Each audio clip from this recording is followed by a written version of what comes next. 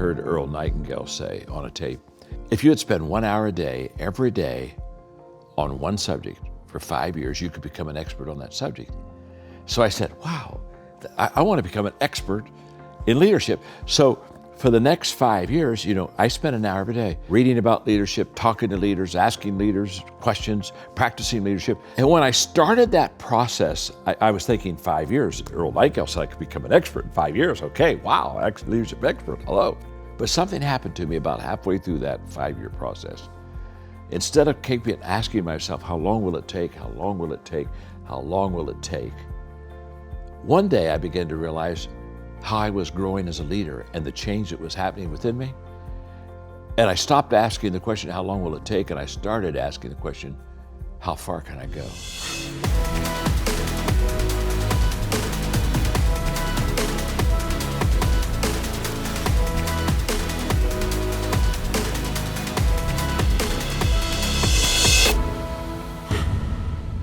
Hey everybody, welcome to Impact Theory. Today's guest is a multiple-time New York Times best-selling author who has written more than 100 books that have collectively sold more than an astonishing 31 million copies.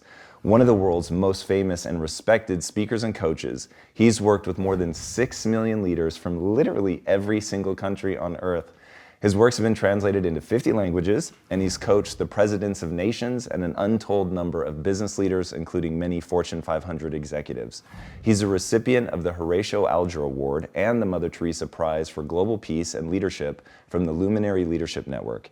The American Management Association recognized him as the #1 leader in business, and both Inc. magazine and Business Insider named him the most influential leadership expert in the world, and he's been voted the top leadership professional 6 years in a row on leadershipgurus.net.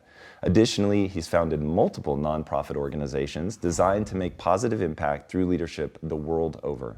So please, help me in welcoming the man that Toastmasters International awarded with their prestigious Golden Gavel and who Amazon inducted into their Authors Hall of Fame, the leadership expert, John C. Maxwell.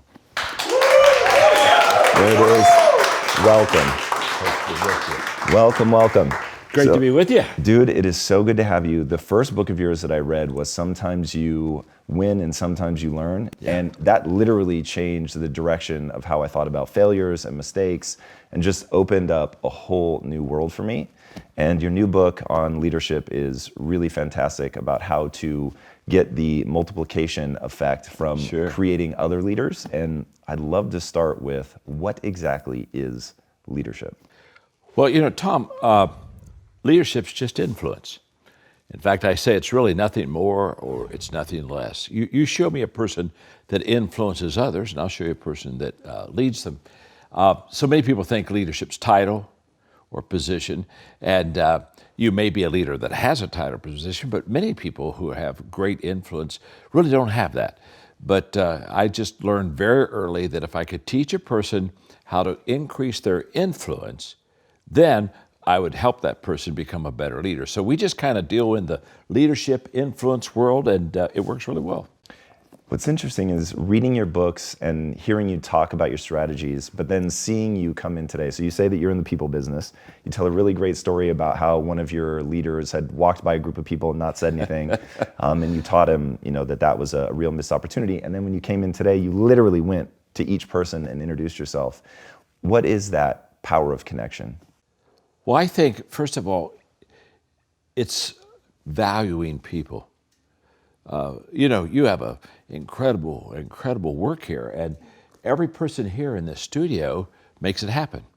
And one is too small of a number to achieve greatness. And the moment that you understand that the people that you have around you, they're either your #1 asset or, to be honest with you, they can be your #1 liability. But the moment that you understand that and begin to value people, I think that is what creates the connection.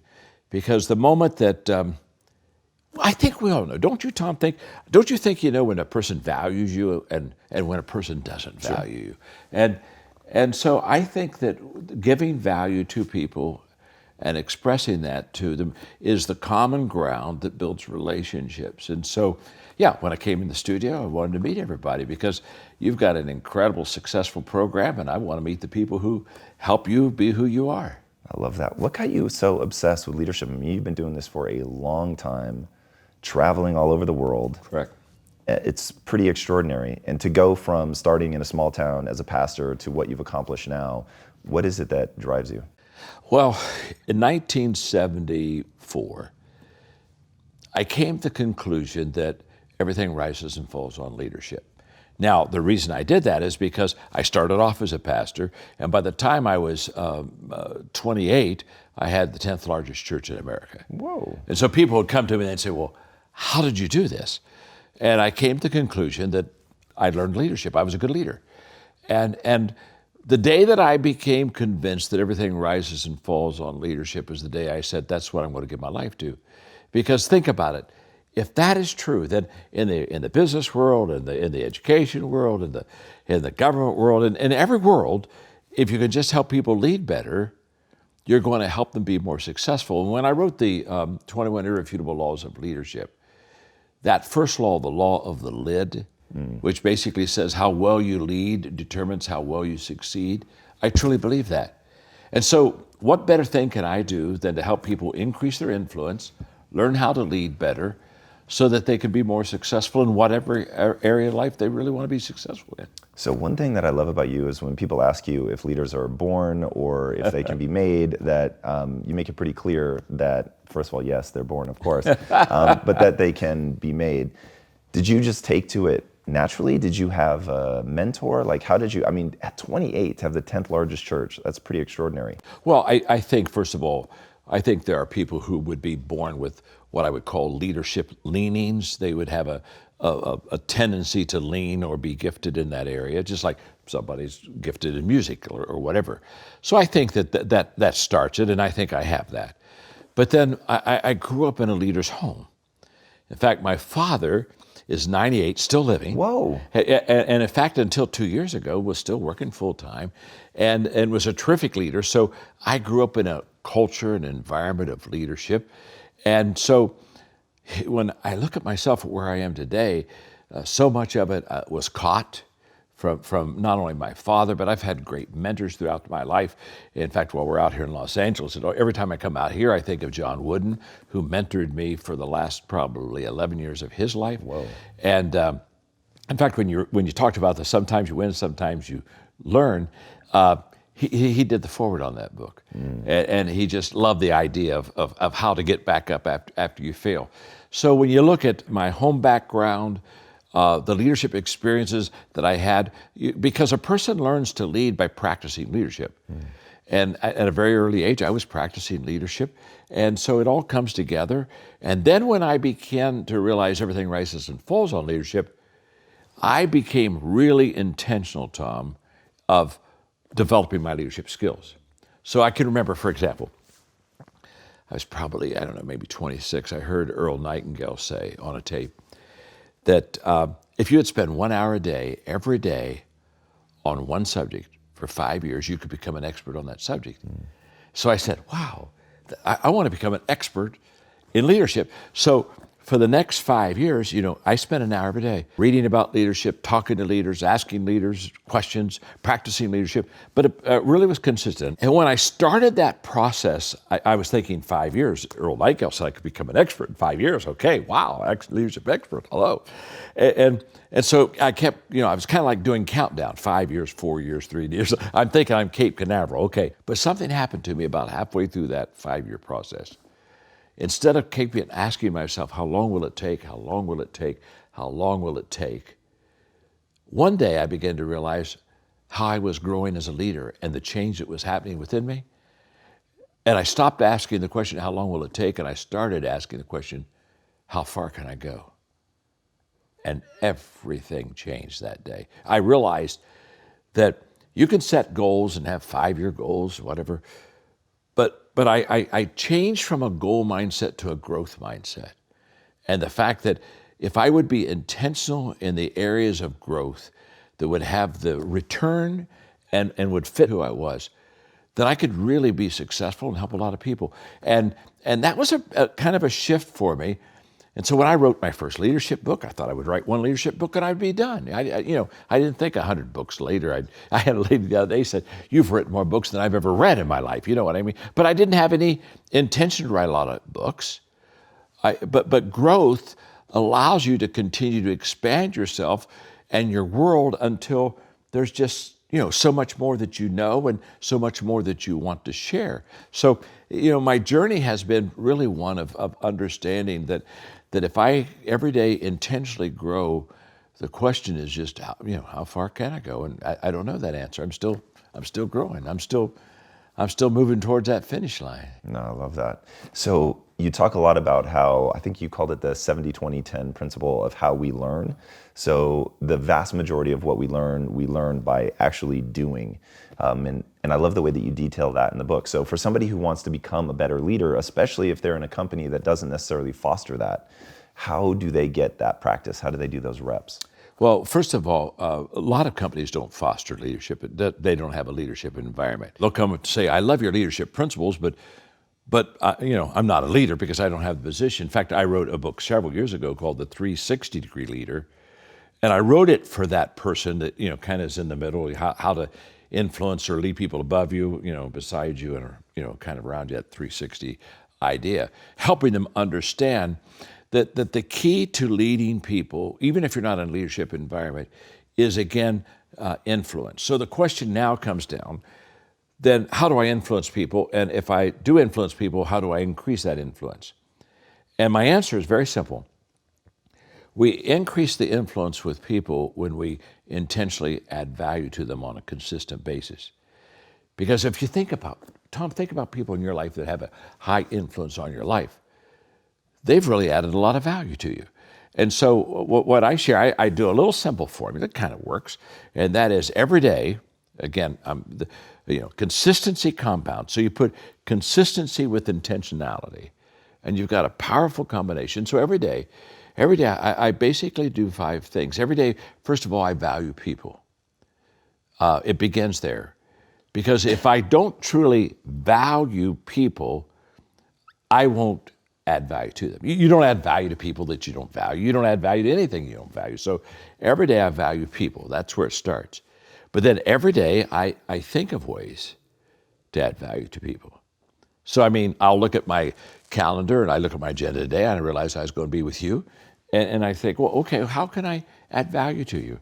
What can I do for impact theory that'll, just help? Because again, if you're constantly adding value to people, you're going to be of great value to people. So, okay, I value people, think of ways to add value to people, then I look for ways to add value to people. When I'm in the setting, I'm looking for, okay, what can I do? What can I say? But what we see is what we look for. And so if I'm looking to add value, guess what? I'll see ways to add value to it. Somebody else might be beside you, not add value at all to you. But I look for ways. And then number 4, I do things that add value to people. And then number 5, I encourage others to add value to people. And I've just lived that simple formula. I do that every day of my life. It's very simple. And I try to help other people do that, understanding that if they do that, wherever they are, leadership culture, not a leadership culture, doesn't really matter. They'll begin to influence and begin to lead people, and they'll begin to make a difference in people's lives. And I think that's essential. But I think you have to be intentional, and I think you have to be consistent. Consistency compounds.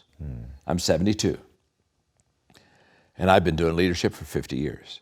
And so when people say, well, how'd you become a leadership guru and all these things that you got? I tell them it's just consistency. So for those people that are learning the 360-degree leadership, they're not necessarily somewhere that's making these opportunities readily available for them.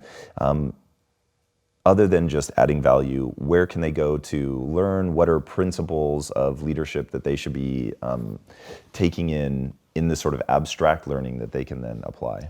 Well, I think that there are several things. First of all, in the beginning, I couldn't find anybody to mentor me in leadership. They didn't know who I was. And so books became my mentors. And then I did something that I just encourage everybody to do. I've done this for 40 years. Is I began to have what I call learning lunches. And I loved it in your green room, your statement on learning. I just love it. But I would go out. I would take somebody like you, Tom, out, and I'd buy the lunch. I didn't even eat. I just had questions, and I would ask you leadership questions, and I would. What are some of your go-to leadership questions? Well, the first question is I always look at somebody and I ask them, tell me about your greatest failure. And the reason I ask that is because I think that the character of a person comes out of their failures, not out of their success. And I think that the bedrock part of foundation of leadership is character, and you build on it. And so I want to know about, tell me about a mess up in your life. And I've had so many of them. I mean, when people ask me that question, it's kind of like, which one do I pull out? But I really like to talk to people about their losses, because it just really tells me a lot about who the person really is. I'm not sure success does, but I know failure does. So I ask that. I ask one of the questions I ask them is, who do you know that I should know? And that's led me to meet some incredible people in my life that somebody else opened the door that I wouldn't have had. So I just find that in asking questions, in fact, I wrote a book one time, Good Leaders Ask Great Questions. I just find in asking questions, that's the way that I can grow and develop myself the best.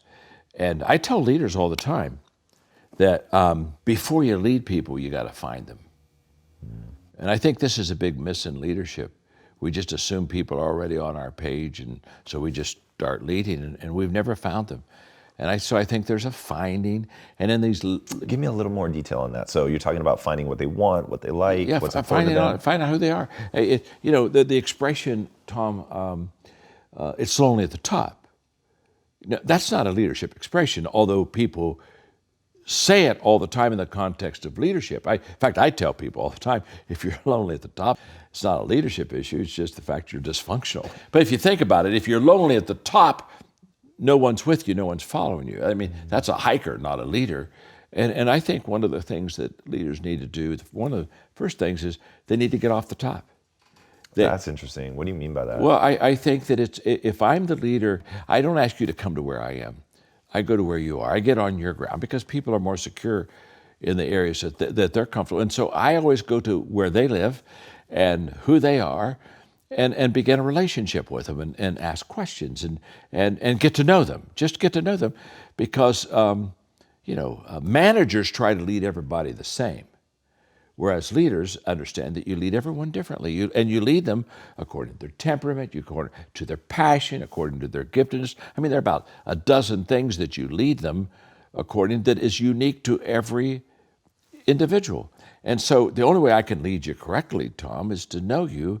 So I know what you care about, and I know what you value. And the moment I do that, then I put all my leadership with you in context of who you are, not who I am. So finding people really means to intentionally value them and show that you value them by learning about them and getting to know them and doing.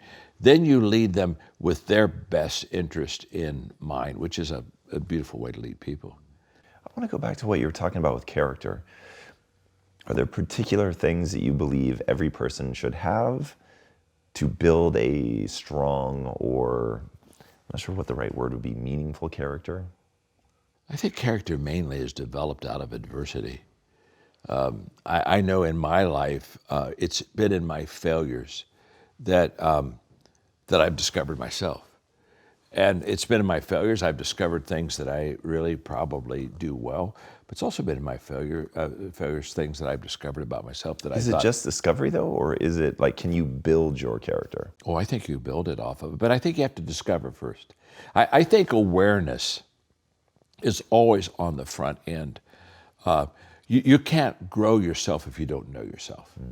So I think awareness is huge. You have to be aware of yourself. Strengths, weaknesses, the whole deal.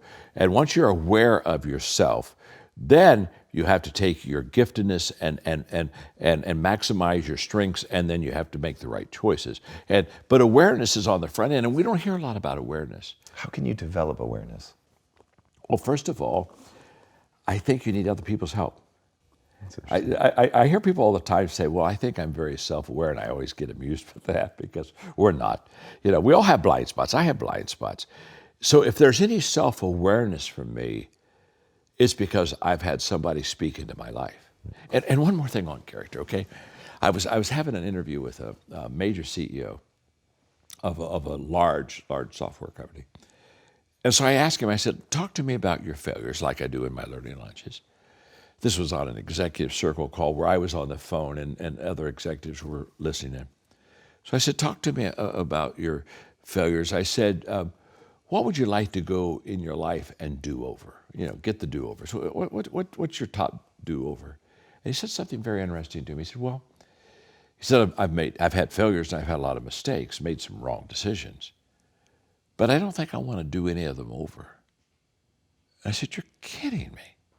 You mean if you could go back and correct a failure or mistake, you wouldn't want to go back and correct it? He said, no. He said, the lessons I learned out of my failures probably are a lot more valuable than if I'd have just made a successful decision and moved on. He said, who I am today is based upon not having do-overs and learning out of my adversity and difficulty and struggles and darkness. And I thought it was a fantastic answer. It really talked to me a lot. And I thought to myself, I think that's a perfect example of leaders building character out of their failure and out of their adversity. Going back to what you were saying about asking the right questions, part of just being a good leader is the questions that you ask. Talk to me about a U-turn leader. Oh, yes. I love what you say about how to really get something going in a new direction. Well, I think that if somebody said, John, what is the acid test of a great leader? I think that it's a U-turn leader. And I use the word U-turn, Tom, in the fact that you take something that's going down. In other words, the ship's sinking. And so you grab hold of it and you slow that going south down. And finally, you kind of bottom it out. And so it's no longer losing. It's probably not gaining. It's just trying to hang on. And then as a leader, you begin to turn it and begin to bring it back up. I think that's the greatest indication that you know how to lead. In fact, I'm not sure anybody proves their leadership until they get something that's not doing well and they turn it around. What role does competency have in leadership? Like at some point, surely you actually have to be good as well. You can't just be sort of this facilitator. Yeah, it's kind of like a surgeon who just has great relationship skills, but but they're not competent as a surgery. I want to get the very best. I think competence and skill set is what's developed over years of practice and implementing and applying to your life. And again, I think those are things that you learn through experience. I think those are things that you learn through mentoring. And so when I look at my skill set as a leader today compared to when it started, it's been incredibly improved. But it would not have been improved if I wouldn't have practiced leadership. It would not have been improved if I wouldn't have learned from my leadership experiences. Because I think this is another myth. I think, experience is not the best teacher.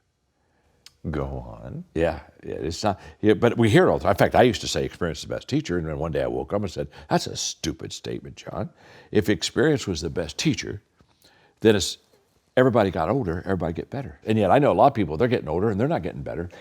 Yeah, and so I stop and I say, "Okay, it's not the experience that's the best teacher. It's evaluating that experience." That's interesting. It's reflection turns experience into insight. So how do we get good at that? Well, we get good at that by understanding that experience isn't enough. The point being is that after every experience, I have to pull away, and I have to ask myself, okay, what did I learn from that? Because there's something to teach you. In fact, when we'd have experiences with our children, I would always ask them two questions after every experience. What did you learn and what did you love? And for a kid, in fact, I'd really ask them, what did you love? What did you learn? Because kids kind of know me. Oh, I love that, Daddy. This was a lot of fun. So that was kind of an easy one. But I always then wanted to, I would say, no, what did you learn from that? Till probably by the time they were 10, after every experience, they'd just say, okay, here's what I loved and here's what I learned. Well, what I taught my children to do is evaluate every experience, because if I don't stop and reflect and evaluate out of that experience, I will do the same thing the next time. And that's not what is where the growth is. The growth is always in learning and evaluating. And not only evaluating, but in learning is overrated unless you improve. So I mean, it's more than what did I just learn out of that? What do I do out of that I improve my life with? And I think that's a big miss also. That's so interesting. So in the book, you really go into detail, and I'd actually like to dive into this part of it now, about how to cultivate other leaders. And as I was reading it, I was like, oh, man, there's an element of this where it's like, you even say it in the book. I was literally like, oh, please tell me he addresses this. Where, okay, you have the leadership table, you're giving people the chance to be a leader, but some people don't get invited to the leadership table. Yeah. And so how do you deal with that? Like, how do you keep the organization functional? How do you say the hard things? If somebody has a blind spot, at a minimum, if they're not effective, you can't have them at the leadership table. Can't. So like, how do you manage that? Well, first of all, I think it's fair to say that everybody should have an invitation to the leadership table, because it's at the table where you learn about each other. So tell everybody what the leadership table is. Well, the leadership table, it's a phrase I use to let everybody sit down, and just like you come to a table to have a meal, or you go to a table to play a game, here you come to the table to sit with other leaders. And at that table, the discussion is going to be leadership. And they're going to be talking about decisions they're having to make. They're going to be asking questions about things that they need to do as a leader. And so you're in this leadership environment where, and you're going to participate, and you're going to be able to ask questions, and you're probably going to be given a project. Now that the table's done today, let's go out and do this. But what happens is at that leadership table, everybody ought to be able to come there, but that doesn't mean everybody's going to stay there. Because there are some people who come to the table and they just aren't to the capacity yet where they need to be. And so that's where you get into what I call the tough conversations. And what I say to people all the time is that I care enough for you to be honest with you. In our John Maxwell company, we do a lot of corporate training with the 5 levels of leadership. And in the 5 levels of leadership, level number 2 is relationships, the connecting factor, but level number 3 is production. And anybody that's gotten it knows that it's one thing to be a friend and it's good to be together. It's even good to work together, but you do have to produce. We got to have some results down the road. And so that's a big gap for many people to go from a relationship level to a leadership level where now we've got to get you to become effective and fruitful. And I think that if I truly value you as a person, I'm going to share with you how you can improve. And it's one thing to say, I don't like what you're doing, but it's more important to say, there's some things you're going to have to do to improve there. And I think you ought to always give people a path to improvement. And then it's their decision. The 2 questions you ask all the time: can he or can she and will he or will she? Can the person is all about competence and ability. Will is probably more about attitude. But what we've discovered is that it's very important to keep an authenticity and an honesty. And I think it's also very important for the leader to share their difficulties. And I was with Johnson & Johnson one time, speaking to about 100 presidents of companies. It was kind of like an appreciation day by Johnson & Johnson. So they brought in all the companies they work with. And so it was what they call President's Day. And I was telling the presidents, I said, now, you need to go home or go back to your offices and share with the people your weaknesses. And that room just bowed right up. It was so much fun. I mean, they were just resistant. They were stiff-arming me big time. So I called a little break and said, I'll sign some books. And so I had a CEO standing beside me while I'm signing books, and he's not happy. You know, it's a rain cloud for sure. And so finally they all left, and he said, you know, I really disagree with you about telling people about your weaknesses. He said, you know, and then he gave me this kind of old time leadership talk about, you know, never let them see you flinch, you know. Right. I mean, so I'm letting him kind of go through his process. It was, you know, I could be his therapist for a day. So when he finished, I said, I think you're operating your leadership under a misunderstanding. He said, what misunderstanding that be? I said, you think your people don't know your weaknesses. Word. They already know about it. In fact, they're talking about it. But I said, the reason I want you to go back and share your weaknesses with your people is so that they know that you know. It'll make them just feel a lot better. Oh, thank God he knows. You know, he knows.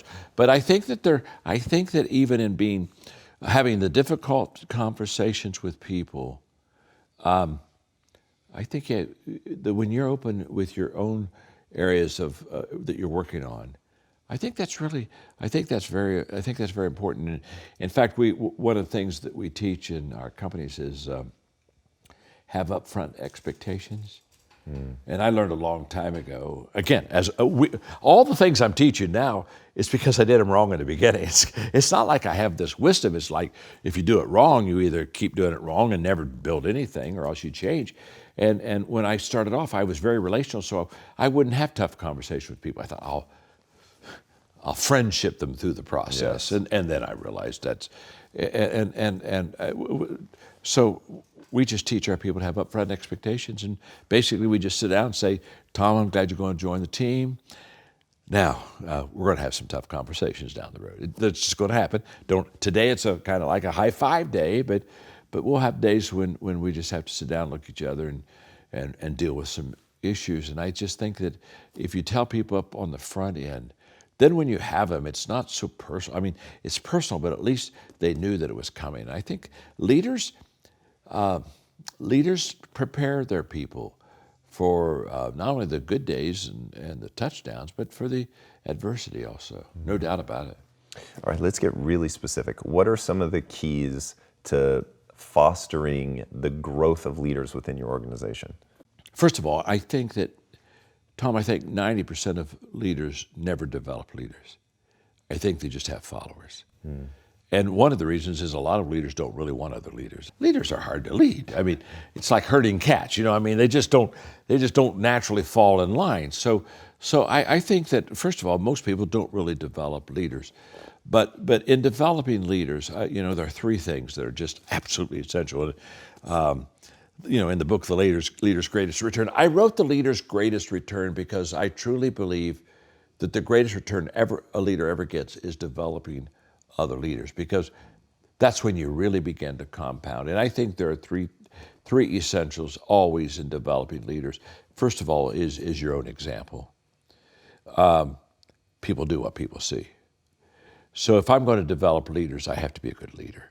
Maybe the greatest leadership words ever said was follow me. Just follow me. Watch me. Because what Stanford research says, that 89% of what we know visually. And so I think, first of all, in developing leaders, you have to model it. The second thing I think in developing leaders is you have to be intentional. I think that you have to commit yourself to finding them, which I talk about in the book, letting them come to the leadership table, discerning what kind of capacity they have. And then I think you have to intentionally have a program of development for them. I think you have to have a process. I think of all the money we spend in companies in marketing and in advertising.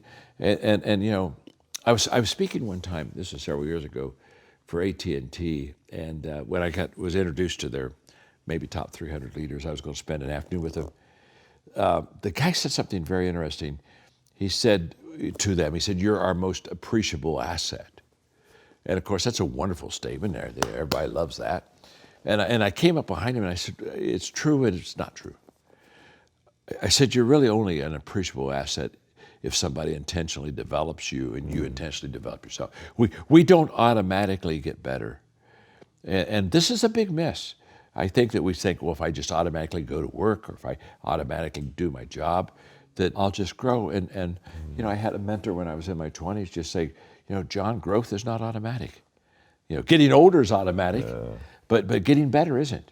And there's a world of difference. So I think that you have to be an example, and I think you have to be incredibly intentional in saying, okay, I'm going to have a leadership culture. I'm going to develop leaders. And the third thing I think that is just overlooked consistently in developing leaders is that you've got to empower them. You have got to let them run the ball. Because the only way you learn leadership is by practicing leadership. So I think what a good leader does is she sets the stage for a successful run. You want to get some wins under their belts for them. And I just think that it's an empowering environment where you release people. The problem is leaders will stop and say, well, but they don't do it as well as I do it. And so that's not the point. The only way they can ever do it as well as that you do it is for them to do it. And then for you to coach them and come alongside of them and say, okay, here's how you can do that better. And we have a kind of like a 5-step equipping process. I do it, you're with me, you do it, I'm with you, you do it, and then you do it and someone else is with you, and it's a multiplication process there. So I think those three things of the example, the intentionality, and the empowerment, that's I think what develops a leadership culture that really establishes the fact that if you want to learn how to lead, this is a place where you can do that. I say this in the book, by the way, that when I would bring people on the team, I would share with them that I wanted them to work themselves out of a job. Yeah. And pretty much I would just say, okay, you've got the job. I want you to do it well. Let me see you do it well. But while you're doing it well, you find somebody to replace you. And that's how that's really how you develop it. You talk about a farm team of leaders. And if you can work yourself out of your job, I'll give you another job. Mark Cole, who he and I are owners of the company now, and he's the CEO and president, but he started off in the stockroom 20 years ago. Whoa. 20 years ago.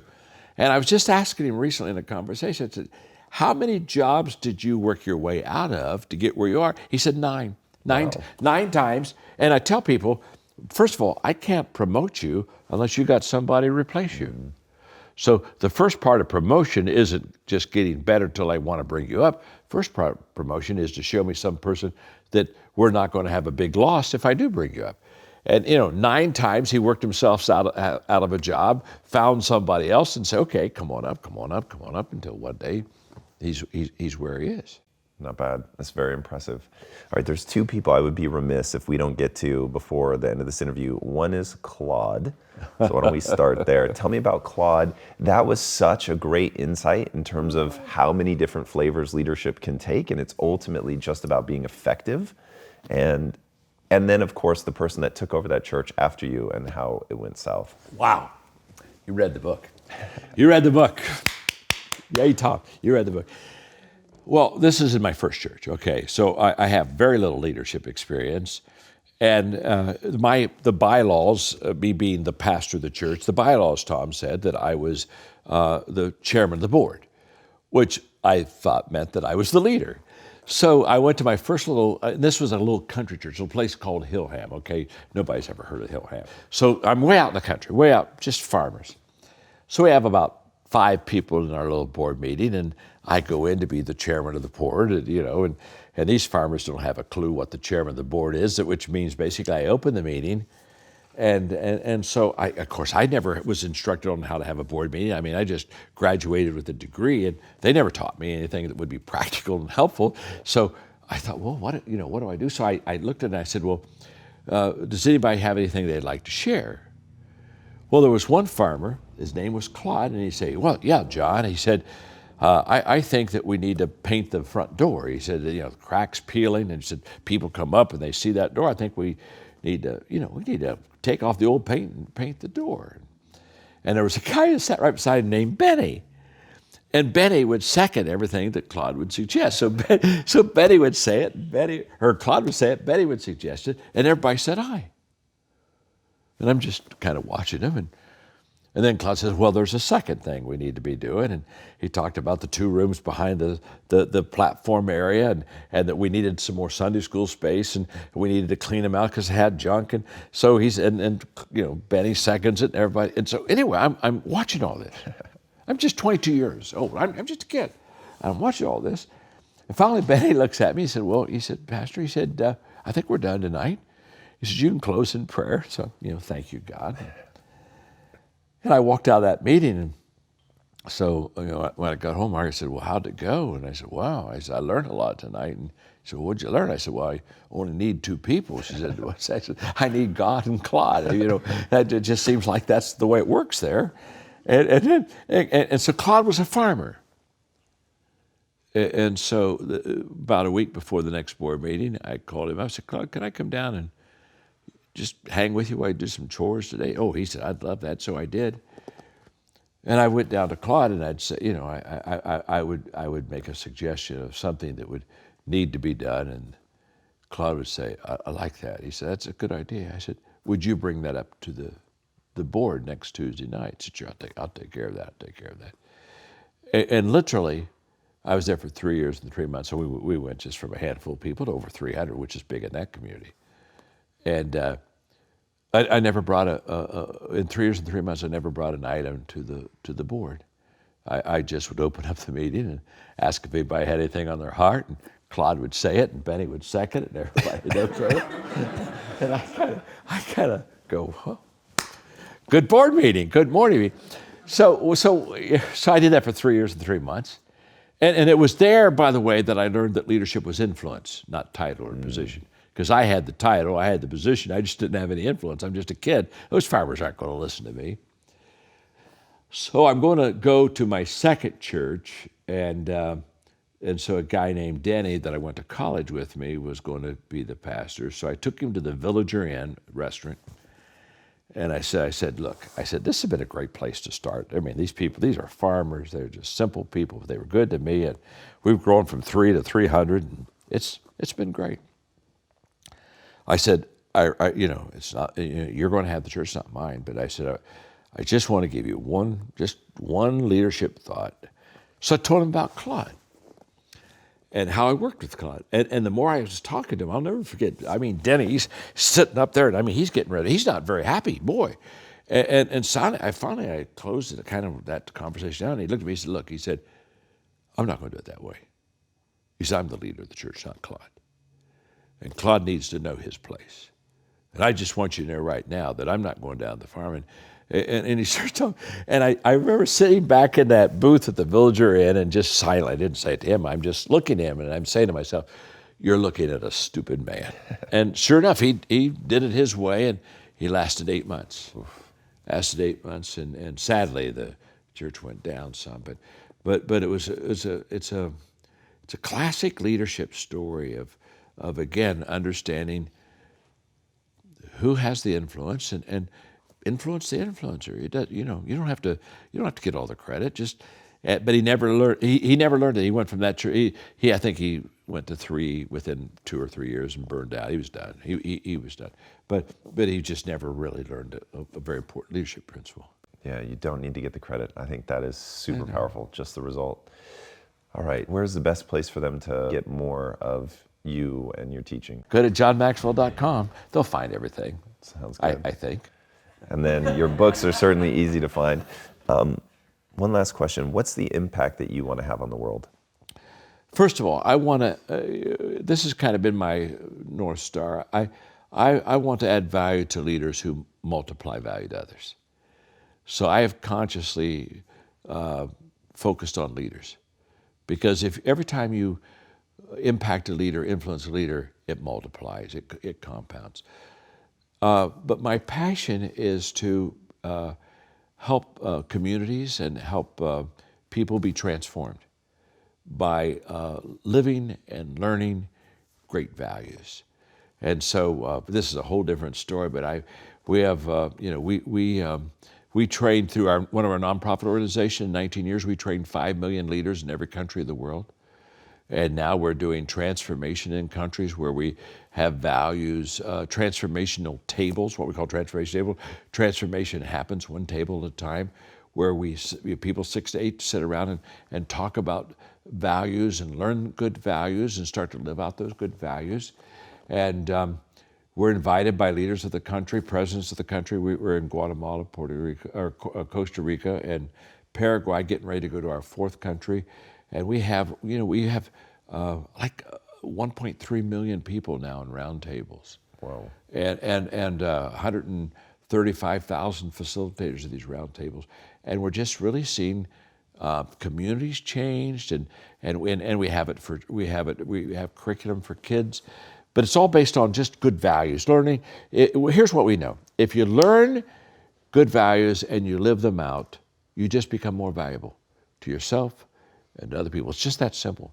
So, my passion is to help people experience a transformational life by embracing good values and practicing them, where everybody wins. And that's the world I hope for. That's the world I give my life for. Oh, it's amazing. Guys, 100 books. 100 books. This guy really is the expert on leadership. You cannot go wrong. I've read so many of his books. Every one of them has been incredibly valuable. Few people have shaped my thinking on leadership more than he has. I cannot recommend enough getting involved in all of the stuff that he's doing. And speaking of getting involved, if you haven't already, be sure to subscribe. And until next time, my friends, be legendary. Take care. John, thank you so much. That was incredible. Thank you, Tom. Muhammad Ali said, "I'm the greatest," but he never won a championship without Angelo Dundee. And Michael Jordan never won a championship without Phil Jackson. So you've got to have someone that can see something in you that you can't see.